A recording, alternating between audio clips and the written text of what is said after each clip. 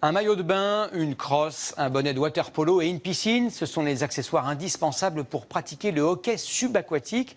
Un sport encore peu connu en France, mais qui fait un tabac en Australie et en Afrique du Sud. Nos nageurs de choc, Jean-Marie Bagayoko, Pascal Marcelin et Julien Daniel, ont retenu leur souffle.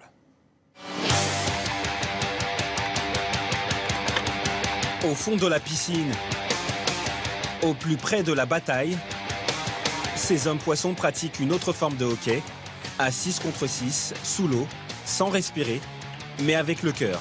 Le fait qu'on joue en apnée ne nous permet pas de rester au fond de l'eau sur les 2 fois 15 minutes que dure un match.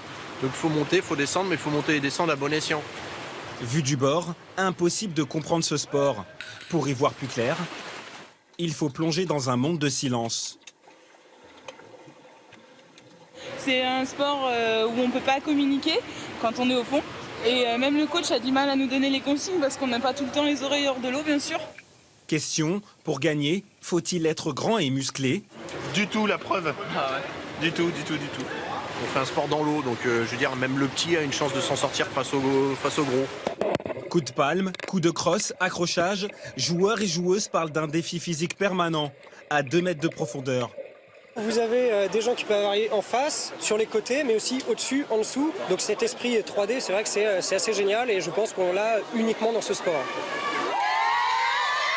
Plus de 5000 pratiquants, 800 clubs inscrits au championnat de France. Ce jour-là, les 20 meilleures villes se disputent la finale. Paris, Rennes.